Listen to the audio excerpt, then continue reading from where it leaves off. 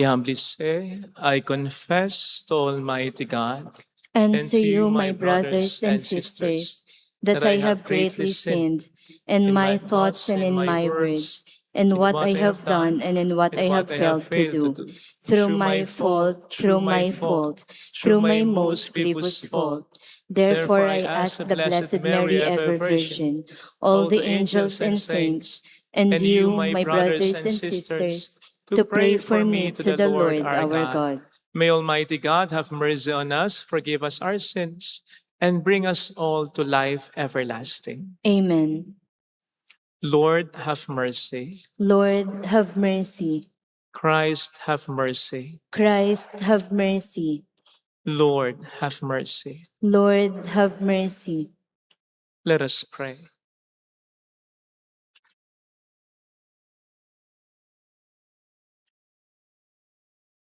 O God, author of every mercy and of all goodness, who in fasting, prayer, and almsgiving have shown us a remedy for sin, look graciously on this confession of our lowliness, that we who are bowed down by our conscience may always be lifted up by your mercy. Through our Lord Jesus Christ, your Son, who lives and reigns with you in the unity of the Holy Spirit, one God, forever and ever. Amen.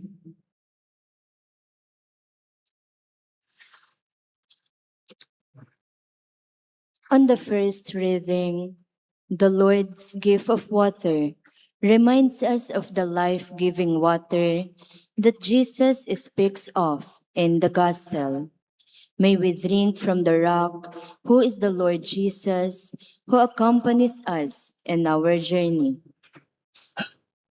A reading from the book of Exodus.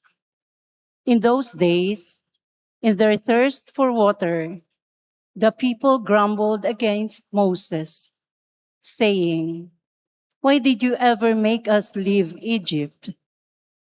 Was it just to have us die here of thirst with our children and our livestock?"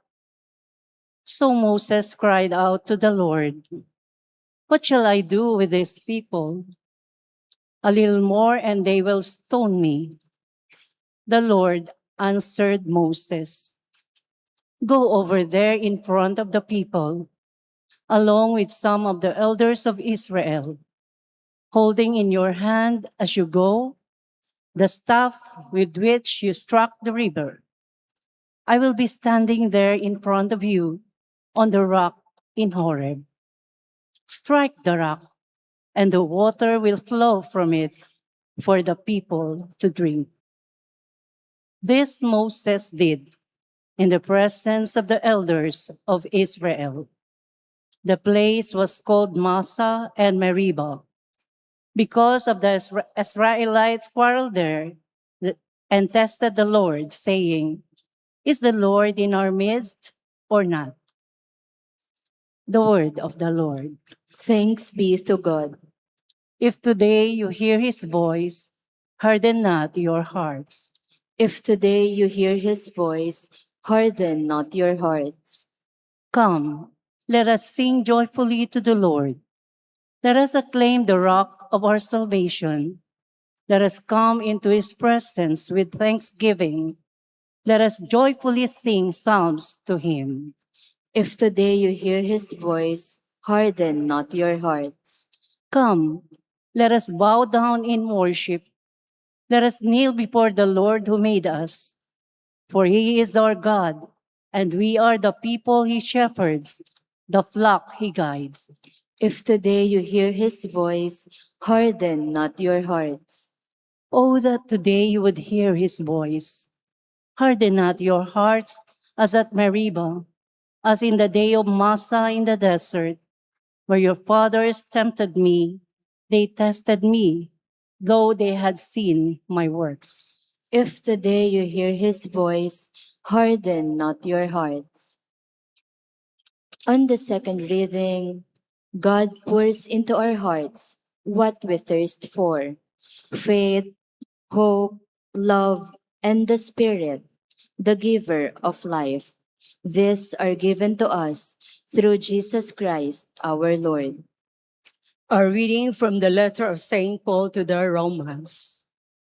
Brothers and sisters, since we have been justified by faith, we have peace with God through our Lord Jesus Christ, through whom we have gained access by faith to this grace in which we stand, and we boast in hope of the glory of God. And hope does not disappoint, because the love of God has been poured out into our hearts through the Holy Spirit who has been given to us. For Christ, while we were still helpless, died at the appointed time of the ungodly. Indeed, only with difficulty does one die for a just person, though perhaps for a good person, one might even find courage to die. But God proves his love for us, in that while we were still sinners, Christ died for us. The word of the Lord. Thanks be to God.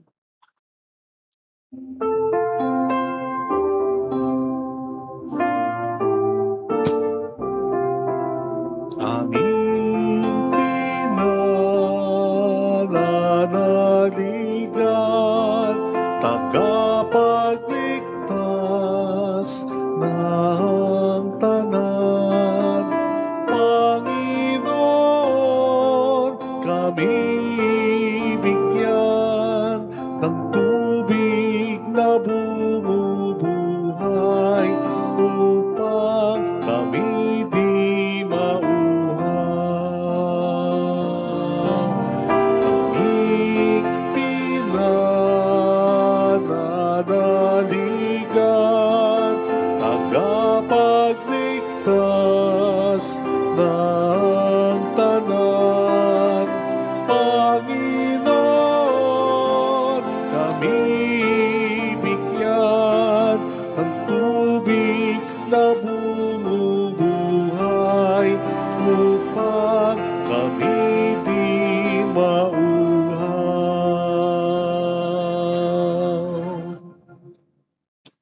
The Lord be with you. And with your spirit. A reading from the Holy Gospel according to St. John. Glory to you, O Lord.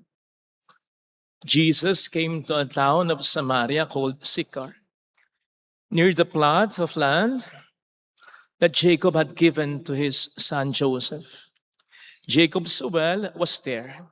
Jesus, tired from his journey, sat down there at the well. It was about noon. A woman of Samaria came to draw water. Jesus said to her, "Give me a drink." His disciples had gone into the town to buy food. The Samaritan woman said to him, "How can you, a Jew, ask me, a Samaritan woman, for a drink?" For Jews use nothing in common with Samaritans. Jesus answered and said to her, "If you knew the gift of God and who is saying to you, 'Give me a drink,' you would have asked him, and would have given, and he would have given you living water." The woman said to him, "Sir, you do not even have a bucket, and the cistern is deep. Where then can you get this living water? Are you greater than our father Jacob, who gave us the cistern and drank from it himself with his children and his flocks?"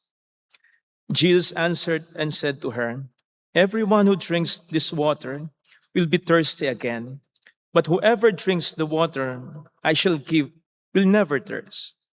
The water I shall give will become in him a spring of water welling up to eternal life." The woman said to him, "Sir, give me this water, so that I may not be thirsty and have to keep coming here to draw water. I can see that you are a prophet. Our ancestors worshipped on this mountain, but you people say that the place to worship is in Jerusalem." Jesus said to her, "Believe me, woman, The hour is coming when you will worship the Father, neither on this mountain nor in Jerusalem. You people worship what you do not understand. We worship what we understand, because salvation is from the Jews. But the hour is coming, and it's now here, when true worshipers will worship the Father in spirit and in truth. And indeed, the Father seeks such people to worship Him. God is spirit, and those who worship Him must worship in spirit and in truth. The woman said to him, I know that the Messiah is coming, and the one called the Christ. When He comes, He will tell us everything. Jesus said to her, I am He, the one who is speaking with you. Many of the Samaritans of that town began to believe in Him. When the Samaritans came to Him, they invited Him to stay with them, and He stayed there 2 days. Many more began to believe in Him because of His word. And they said to the woman, we no longer believe because of your word, for we have heard for ourselves, and we know that this is truly the Savior of the world. Sisters and brothers, the gospel of the Lord. Praise to you, Lord Jesus Christ.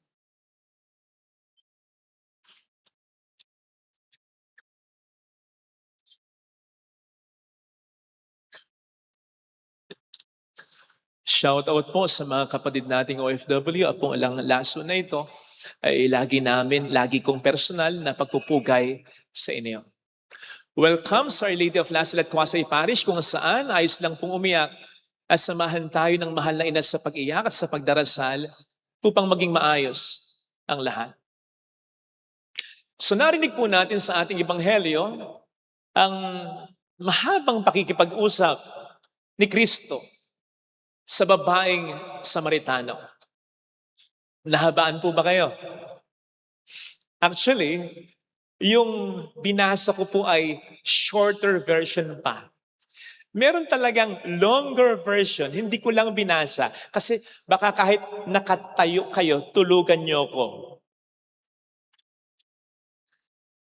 Anyway, ano po ang impresyon ninyo sa babaeng Samaritano? Sa babaeng Samaritano, para mas magets ninyo. Sa babaeng Samaritano na sa longer form or version ng gospel reading ay nireveal ni Kristo, oo, wala kang asawa sapagkat 5 na ang naging asawa mo at ang kinakasama mo ngayon ay hindi mo asawa. Natatandaan niyo yun? O sige, kahit yung linya na lamang na ganon, ano ang inyong magiging impresyon sa babaeng yun? Ang mga kilay, natatulang, umaangat na.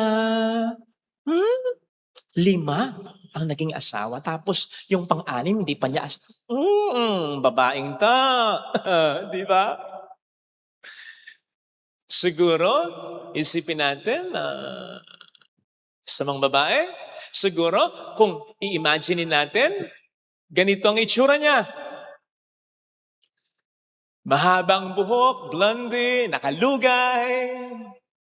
Kung magsuot, fit, sexy, maikse. Yung lipstick, bloody red. Magaslaw kumilos, something like that. Ay, nako! Huwag na po tayong mag-imagine. Kasi baka madamay lang tayo sa mga public officials na ipinagyayabang ang kanilang pag-imagine. Anyway, for the sake of argument, halimbawa, ganun talaga ang estado niya. At ganyan talaga ang kanyang itsura. Ang kilos niya. Sige. Sapat na ba yon para sabihin natin, masamang babae ka.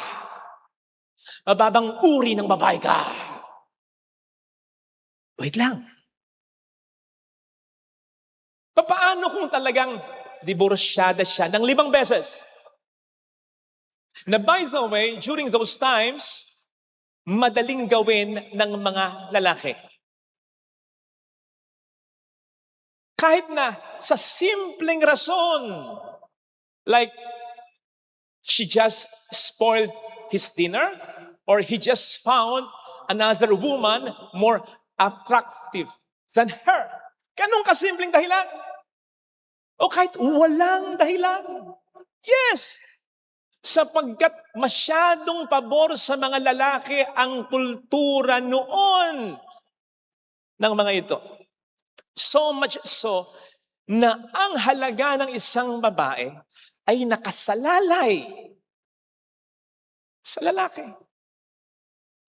Kaya pwede talagang 5 beses dinivorce siya ng walang pakundangan na kahit sa simpleng dahilan. O syempre naman, gusto niyang ma-retain ang kanyang halaga. Kaya nakailang beses siyang asawa.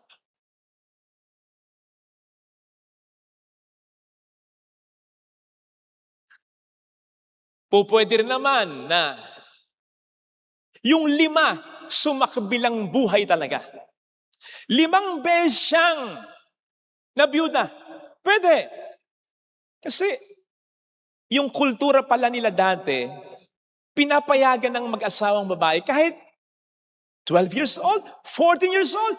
Baka hindi nyo alam si Mama Mary, batang-bata, nung siya'y betrothed kay Joseph.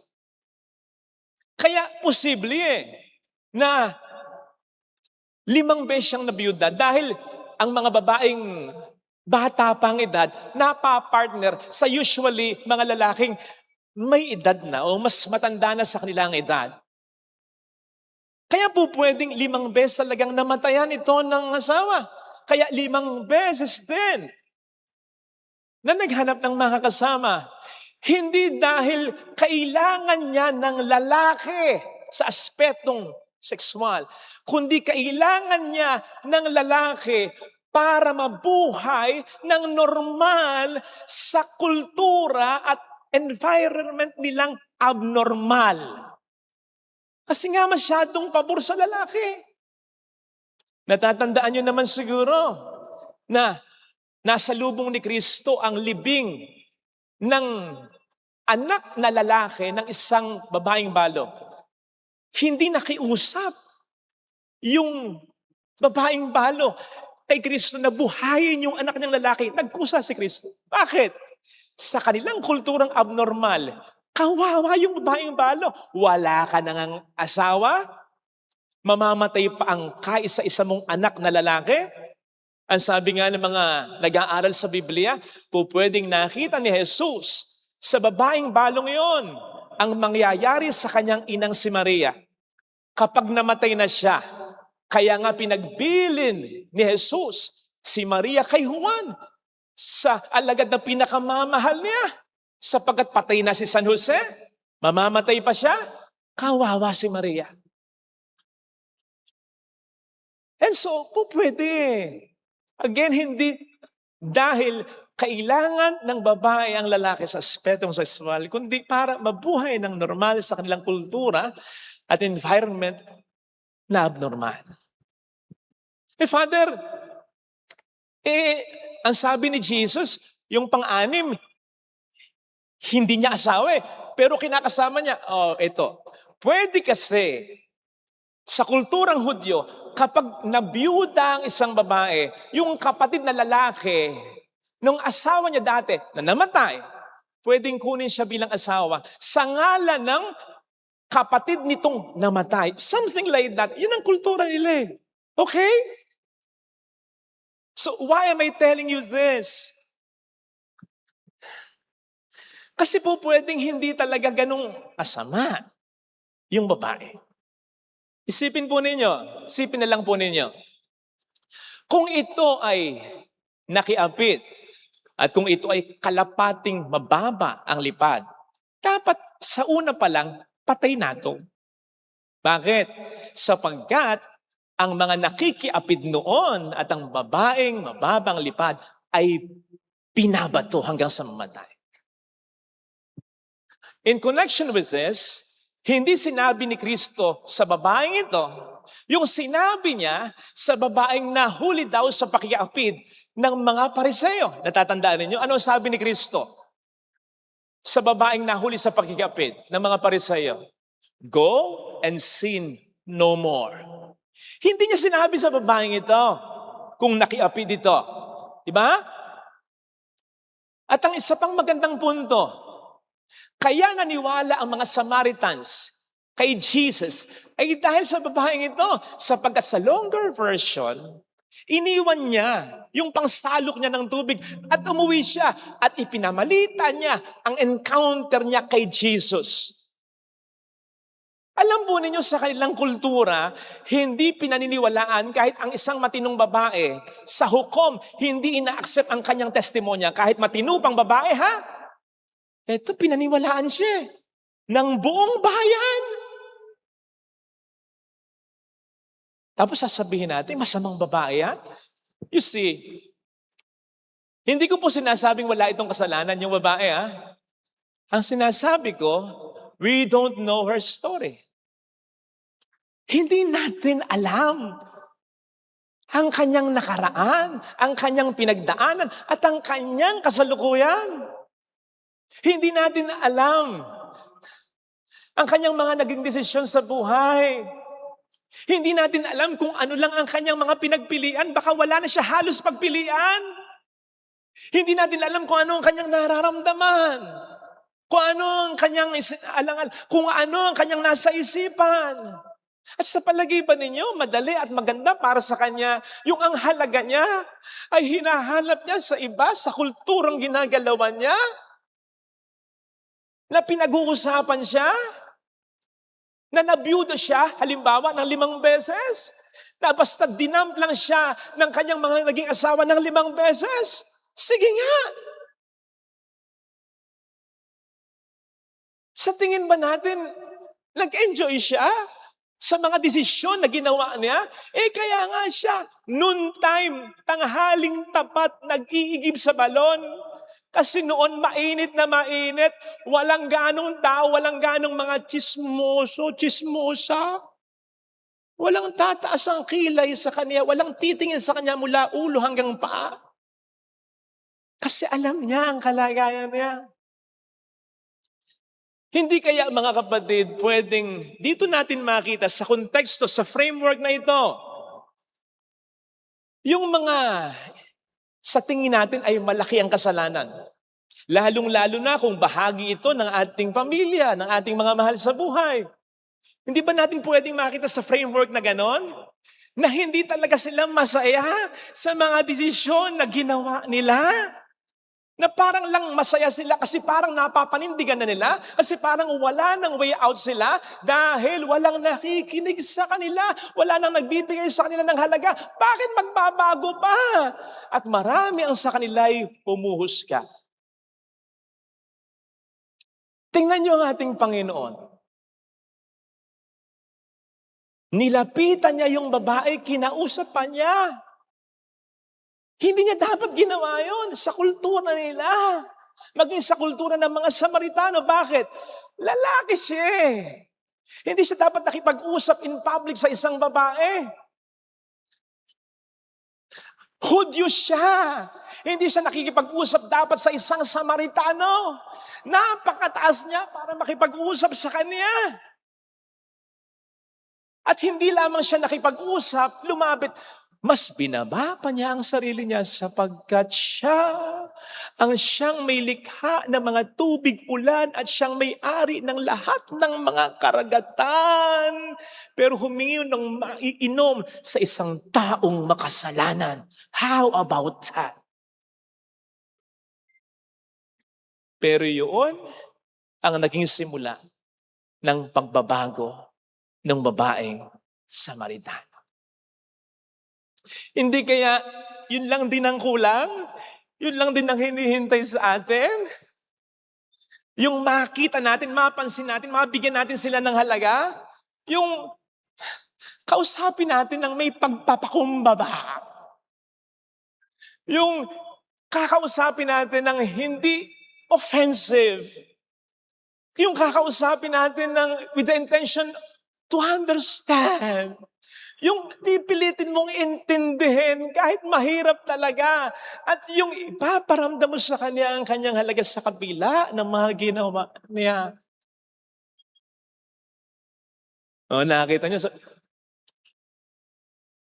Ano ba yan? Kahit hindi sa'yo iba. Yung iba naman, ginawa ko na, Father. Ginawa ko na yun. Ayaw mo na? Ayaw mo na? Remember, yung conversation ni Kristo at ng babaeng Samaritano, pinakamahabang pakikipag-usap ni Jesus sa isang tao na naitala sa Biblia. Siya na sa isang itlap ay lumikha ng lahat ng bagay sa mundo. Ay buong ingat, buong tiyaga, buong pagpapakumbaba na kinausap yung babaeng Samaritano. Bakit? Sapagkat gusto niya na ito'y magbago. Dahil mahalaga para sa kanya ang bawat tao. Ganun ka sa kanya, ganun ako sa kanya, ganun tayong lahat sa kanya. Sana, wag nating maging katwiran. Wala nang nagbibigay sa akin ng halaga, wala nang naniniwala sa akin, paninindigan ko na ito. Wag ganun. Sapagkat mahal na mahal ka ng Panginoon. Ito sanang hilingin nating biyaya sa ating banal na misa. At tayo rin, gumaya tayo sa Kanya. Sapagkat yun naman ang sinabi niya sa atin, di ba? At may biyaya doon. Sapagkat sa lahat ng mga katangian niya, ito yung gusto niyang makuha natin sa Kanya. Yung tiyaga para makapagpatawad, para makaakay sa kabutihan ng ating kapwa. Amen. Ilagay natin ang ating kanang kamay sa tapat ng ating puso.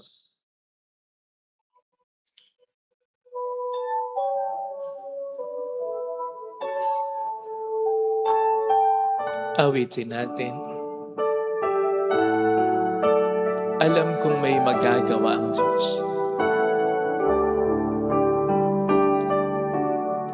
Alam kong may magagawa ang Diyos. ang Diyos. Alam kong may magagawa ang Diyos. Alam kong may magagawa Walang imposible sa ang Diyos. kung ako'y magtatapat, Kung ako'y magtatapat sa Kanya'y maglilingkod. sa Kanya'y maglilingkod. Alam kong may magagawa ang Diyos. Kung may magagawa ang Diyos. Alam kong diringgin ng Diyos ang samo ko. Alam kong di Sapagkat mahal niya ako. Diyos ang samo ko. Alam kong diringgin ng Diyos ang samo ko. Alam kong diringgin ang Diyos Sapagkat alam ang niya ang samo pinagdaraanan ko. ko. Kung ako'y magtatapat, Kung ako'y magtatapat sa Kanya'y maglilingkod. sa Kanya'y maglilingkod. Alam kong diringgin ng Diyos ang samo ko. Diringgin ng Diyos Umikit ang tayo. samo ko.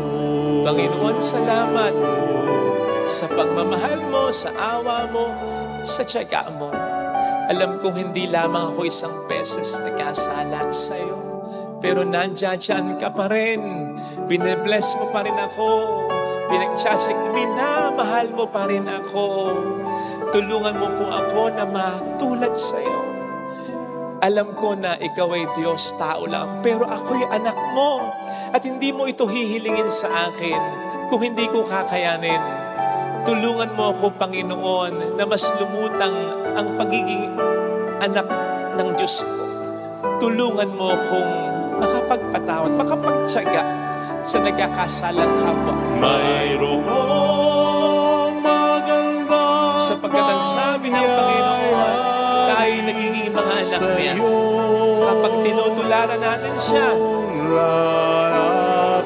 sa pakikitungo pa rin ang maganda kahit sa nagkasala sa atin. Mayroong magandang mangyayari. At ang anak ang siyang tagapagmana.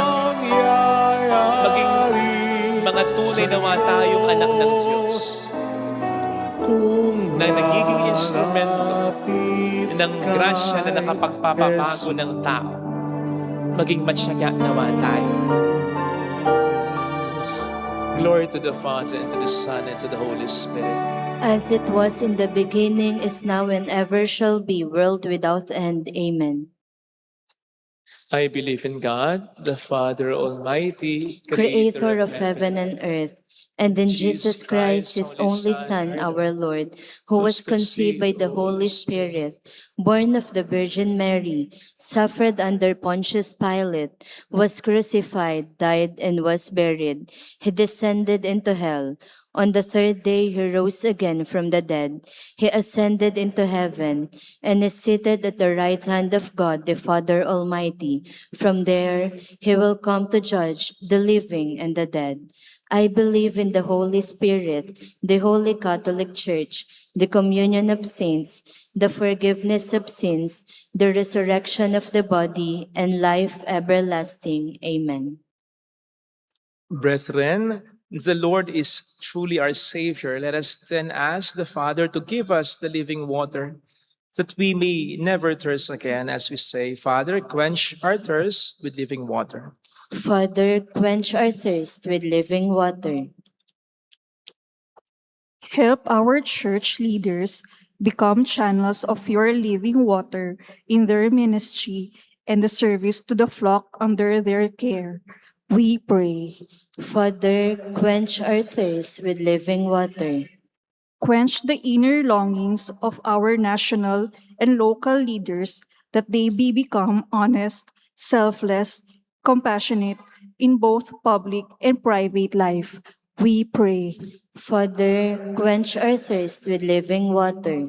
May all families draw life and love for the Holy Spirit, the source of living water, so that parents, siblings, and kin may become means of your forgiveness and reconciliation. We pray. Father, quench our thirst with living water. May those who seek happiness, fulfillment in the pleasures the world offers realize that only in you will their hearts find rest. We pray. Father, quench our thirst with living water. Give us rain to make our lands fertile and support our communities with steady supply of water we need, especially in dry season. We pray. Father, quench our thirst with living water. Welcome our departed loved ones to eternal life where there is no more hunger nor thirst, and Lazarus is poor no longer. We pray. Father, quench our thirst with living water. Let us pray for the urgent concerns of our community and our personal intentions. We pray. Father, quench our thirst with living water. Quench our inner thirst, dear Father, that we may also become channels of your grace and forgiveness through Jesus Christ, our Savior, and our living water. Amen. Amen. Offertory.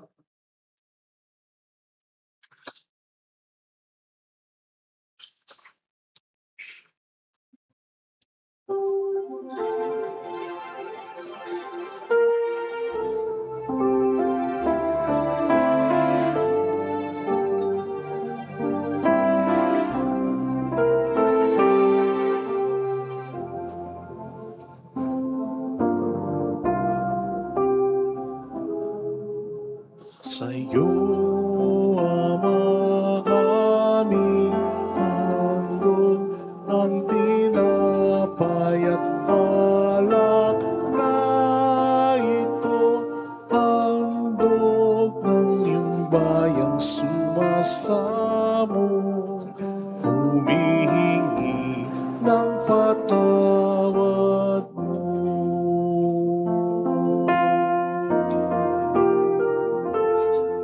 Sa pagsunod sa utos mo, nalulugod akong labis, di masukat ang galak ko, pagkat aking inibig. Sa'yo, Ama, aming handog tinapay at alak na ito, handog ng iyong bayan, sumasamo, humihingi ng patawad mo.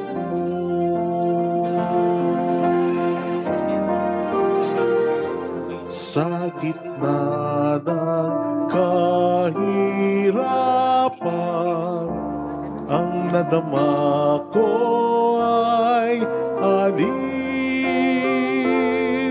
pagkat buhay ang natamo sa pangako mo sa akin. Sa'yo aming handog ang tinapay at alak na ito, handog ng iyong bayang sumasamo, humihingi ng patawad mo.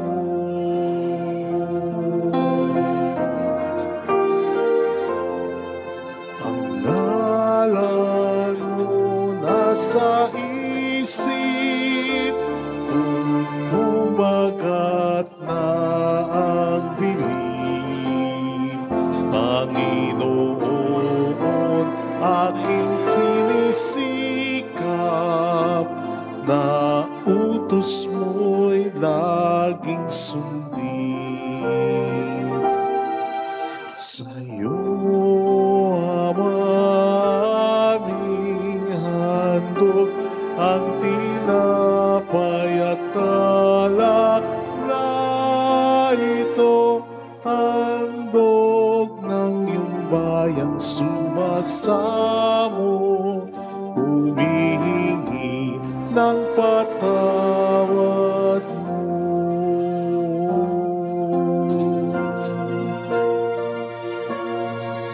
Handog ng iyong bayang sumasamo,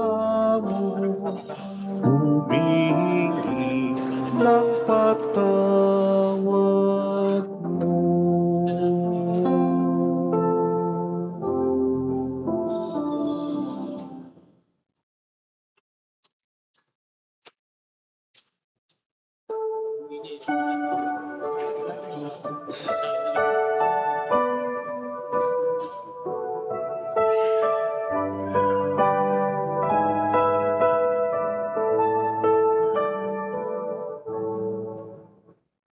Sa iyo ialay ang buhay at kalakasan, sapagkat ito ang nararapat sa katulad mong matapat. Dahil sa pag-ibig mo, ang buhay ko ay nagbago. Sa tuwing na ang ninanais ko ay laging maglingkod sa iyo.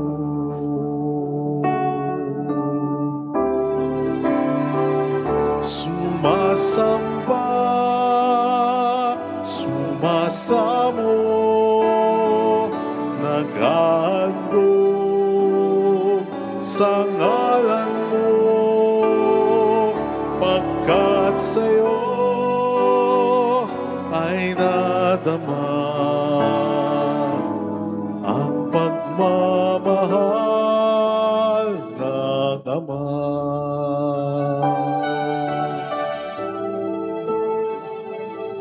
Sa iyong kabanalan, biyaya mo ay nakamtan. Sa iyo ay may kagalakan at buhay na walang hanggan, walang hanggan. Tunay kang Panginoon,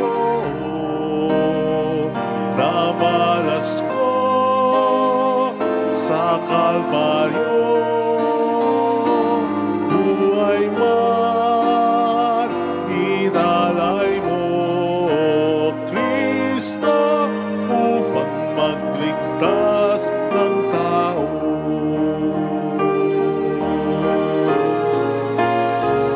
Sumasamba, sumasamo, naghahandog sa ngalan mo,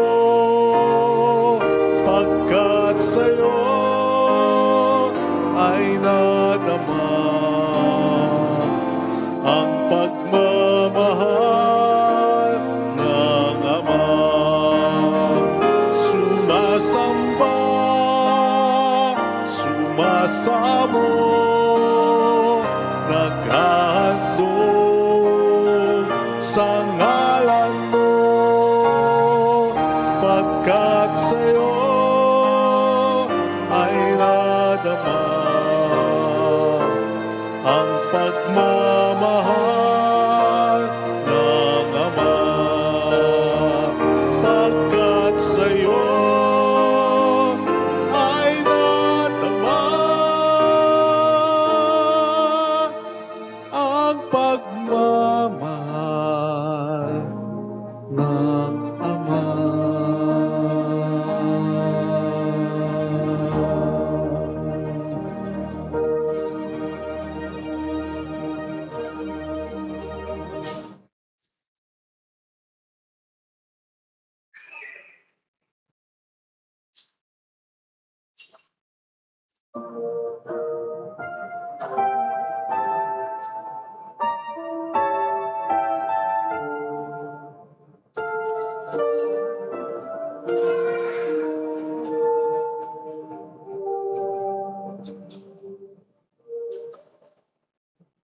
Lord, we gather today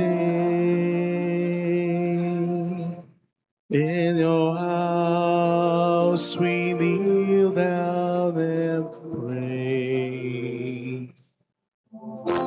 We ask for your mercy as we open our hearts to receive your forgiveness, O Lord. Lord, we lift up to you all these gifts we offer for your glory. We will eat this living bread, we will drink this saving cup, and feel your presence, O Lord, as we offer this bread and as we bring you this wine. Bless them, Lord Jesus, feed us now, give us life. Send us your Spirit, the source of our lives, and together we will serve you with love.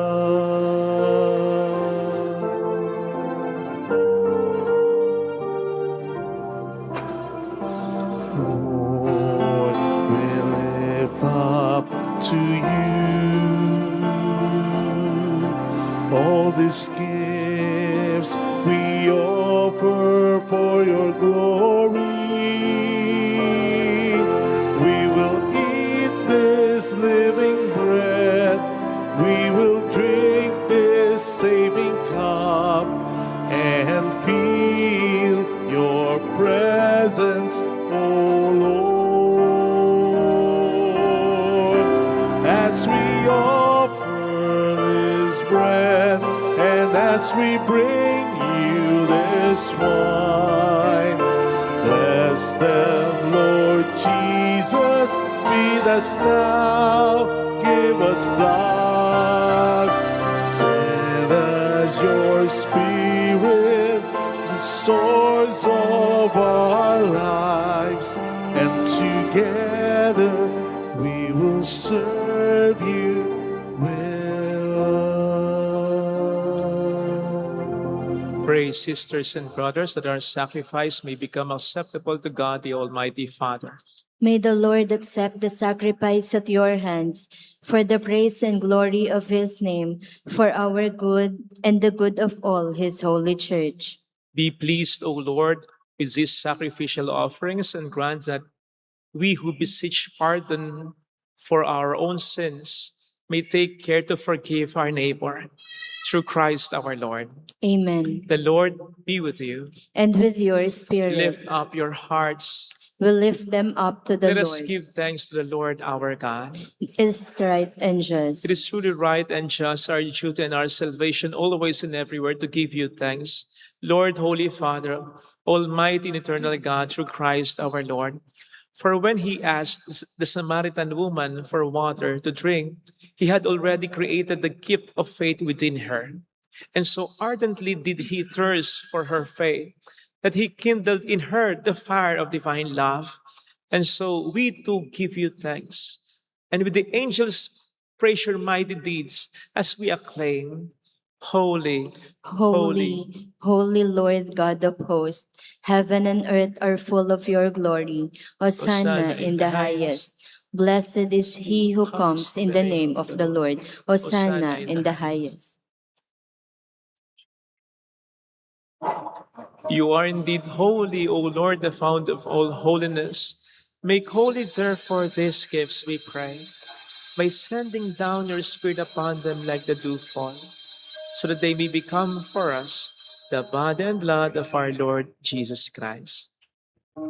At the time he was betrayed and entered willingly into his passion, he took bread, giving thanks, broke it, gave it to his disciples, saying, "Take this, all of you, and eat of it. For this is my body, which will be given up for you."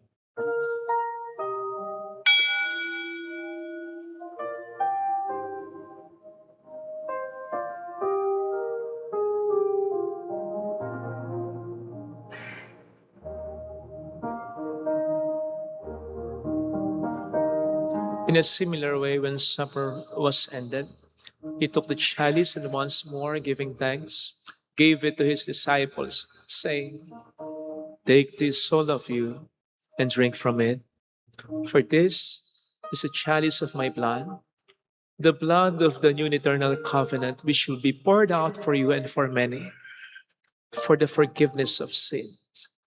Do this in memory of me."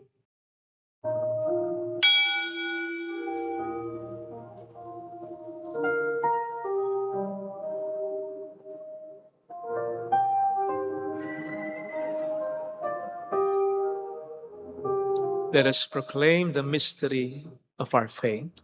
When we eat this bread and drink this cup, we proclaim your death, O Lord, until you come again. Therefore, as we celebrate the memorial of his death and resurrection, we offer you, Lord, the bread of life and the chalice of salvation, giving thanks that you have held us worthy to be in your presence and minister to you. Humbly we pray that, partaking of the body and blood of Christ, we may be gathered into one by the Holy Spirit. Remember, Lord, your church spread throughout the world and bring her to the fullness of charity, together with Leo, our Pope, and Dennis, our Bishop, and all the clergy. Remember also our brothers and sisters who have fallen asleep in the hope of the resurrection, especially those for whom we will now pray. Let us pray for our departed loved ones, including Joyce, Paulina, Emel,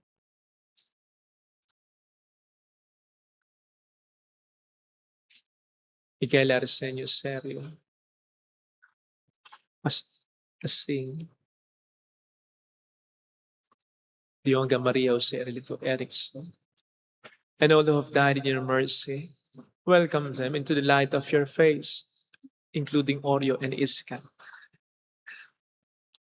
Have mercy on us all, we pray, that with the Blessed Virgin Mary, Our Lady of Lazaret, Mother of God, Saint Joseph, her most chaste spouse, with all the blessed apostles and saints who have pleased you throughout the ages, we may merit to become co-heirs to eternal life and may praise and glorify you through your Son, Jesus Christ. Sa pamamagitan ni Kristo, kasama niya at sa Kanya, ang lahat ng parangal at papuri ay sa iyo, Diyos Ama, makapangyarihan, kasama ng Espiritu Santo, magpasa walang hanggan.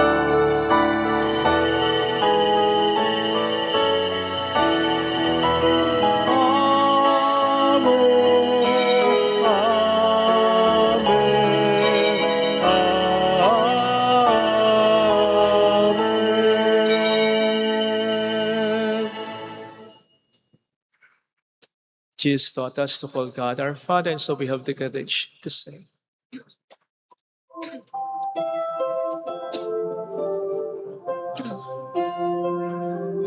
Our Father, who art in heaven,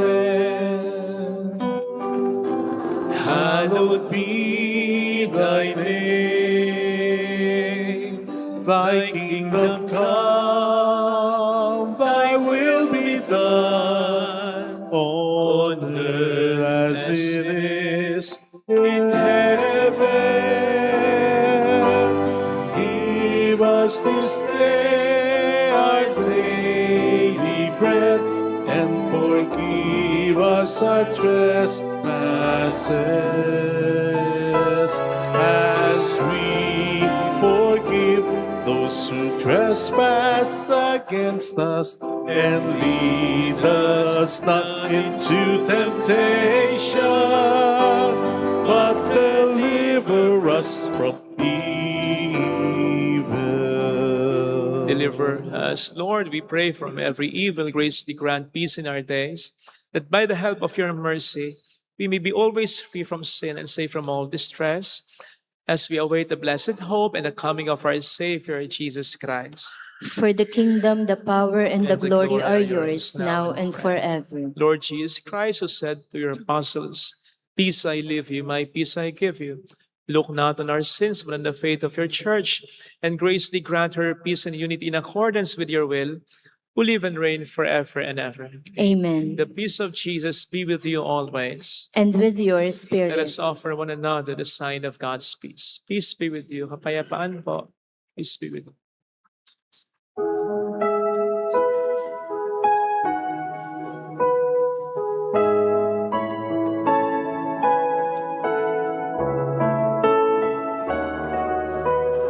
Lamb of God, you take away the sins of the world. Have mercy, have mercy on us. Lamb of God, you take away the sins of the world. Have mercy, have mercy on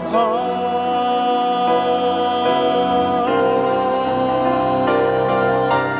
Lamb of God, you take away the sins of the world. us peace.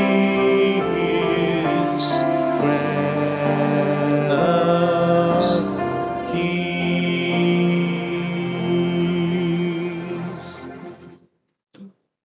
Behold, Jesus, the Lamb of God who takes away the sins of the world. Happy are those invited to receive him. Lord, I am not worthy that you should enter under my roof, but only say the word, and my soul shall be healed.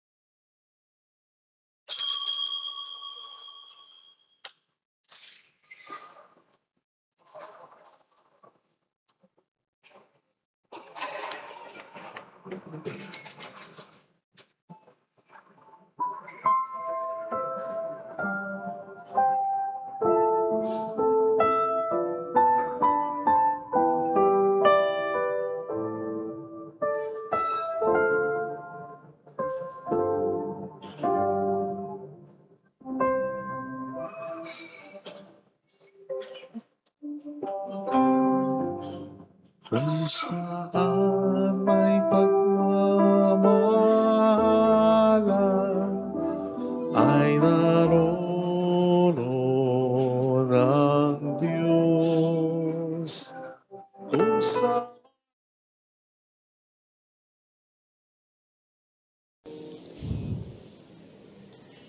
An act of spiritual communion. My Jesus, I believe that you are present in the most holy sacrament.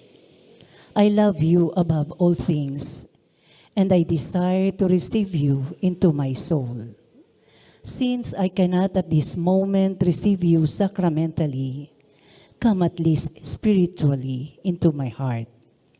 I embrace you as if you were already there and unite myself wholly to you. Never permit me to be separated from you. Amen.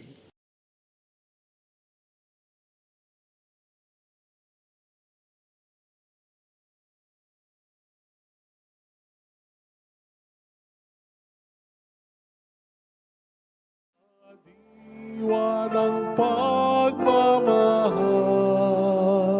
tayo ngayon'y nagdiriwang. Ang Diyos sa may alanahan, sa may pag-ibig na tunay, kung saan may pagmamahalan ay naroon ang Diyos. Kung saan man nananang pag-ibig ay naroon ang Diyos.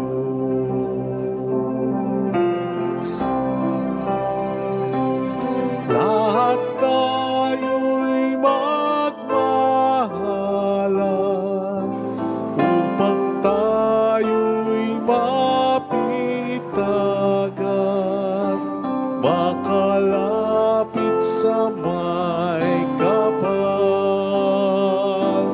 Ang Diyos sa may nananahan, sa may pag-ibig na tunay, kung saan may pagmamahalan ay naroon ang Diyos. Kung saan man nananang pag-ibig ay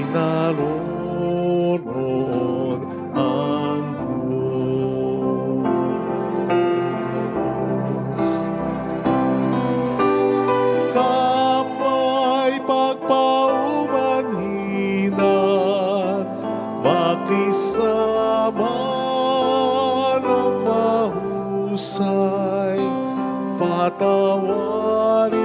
ng kaaway. Ang Diyos sa may nananahan, sa may pag-ibig na tunay, kung saan may pagmamahalan, ay naroon ang Diyos. Kung saan man nananahan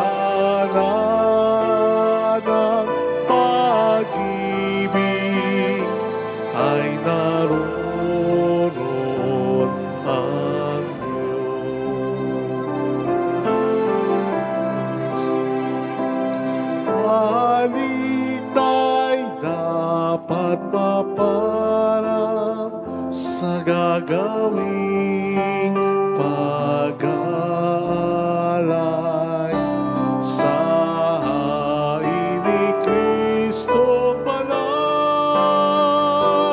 Ang Diyos sa may nananahan, sa may pag-ibig na tunay, kung saan may pagmamahalan, ay naroon ang Diyos. Kung saan man nananahan ang pag-ibig, ay naroon ang Diyos. Kaisa ng mga banal, tayo nawa ay stilayan ng kaligtan ng may kapal. Ang Diyos sa may nananahan, sa may pag-ibig na tunay, kung saan may pagmamahalan, ay naroon ang Diyos. Kung saan man nananahan ang pag-ibig, ay naroon ang Diyos. Kung saan may pagmamahalan, ay naroon ang Diyos. Kung saan man nananahan ang pag-ibig, ay naroon Roon ang Diyos. Let us pray. As we receive the pledge of things yet hidden in heaven and are nourished while still on earth with the bread that comes from on high, we humbly entreat you, O Lord, that what is being brought about in us in mystery may come to true completion through Christ our Lord. Amen. Holy God, Holy Mighty One, Holy Immortal One. Have mercy on us and on the whole world. Holy God, Holy Mighty One, Holy Immortal One. Have mercy on us and on the whole world. Holy God, Holy Mighty One, Holy Immortal One. Have mercy on us and on the whole world. Jesus, King of Mercy, We trust in you. alalahan. Alalahanin, o mahal na Birhen ng Lazaret, ina ng pag-asa. Ikaw ang nagpaalala sa aming magbalik loob sa Ama. Ito ang nagpapatunay na ang kagandahang loob mo'y nanatiling busilak. Sa pag-aaruga mo sa amin, tungkulin mo'y tinupad. Sa paanan ni Kristo'y itinuring mo kaming mga tunay mong anak. Kaya ninais mong ni isa'y huwag mapahamak. Maging sa iyong walang tigil na pananalangin, pati luhay pumatak. Huwag namang mawala ng saysayang iyong paghihirap. Hiling nawa namin sa iyo o aming inang liyag, na matapos ang pakikibaka namin sa mundong ito at sa pananatili naming tapat kay Kristo, sa kapurihan mo'y makibahagi kaming ganap, upang kung nasaan ka ngayon ay maparoon din kaming lahat. At ang kaganapan ng kaluwalhatian ng Diyos Amay tuluyang matupad siya na. Mahalabiran ng lasal at tagapagkasundo ng mga makasalan. Ipanalangin mong walang patid kaming mga dumudulog sa iyo. Maraming po salamat sa inyong pakikisa sa mga tulong na binibigay po ninyo sa pagbili ng mga produkto sa religious store, Trinalisa na Crown, sa mga nag-aalay ng alkansya at sa mga nag-share ng ating mga live masses at mga recorded reflections. Salamat po. May I invite you to always pray the rosary. Lalong-lalo na po ngayon, sana daily tayong magdasal ng rosaryo, imploring God's help with the help of Mama Mary, na world leaders may be enlightened, especially those who are involved in conflict today. Sana, kasi delikado po talaga at nararamdaman natin yung epekto na. So pagdasal po natin na matapos na yung conflict na ito. Salamat po. Sana po maramdaman natin yung need talaga, ha? Napakahalaga po na tayo magdasal. Napakahalaga. Salamat po. The Lord be with you. And with your And may spirit. Almighty God bless you and our loved ones. In the name of the Father, and of the Son, and of the Holy Spirit. Amen. The Mass has been offered. Go in the peace and love of Jesus Christ. Thanks be to God.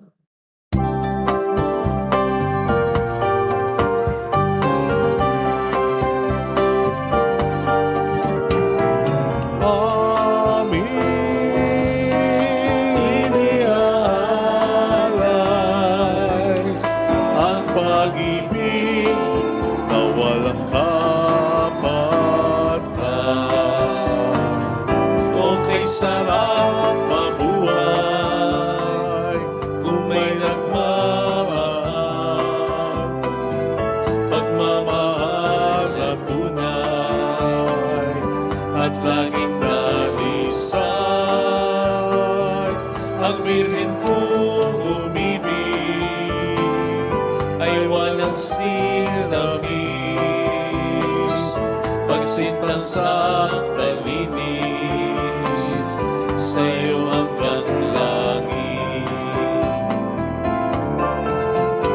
O Birhen, Birhen mahal, sa awit at sa dasal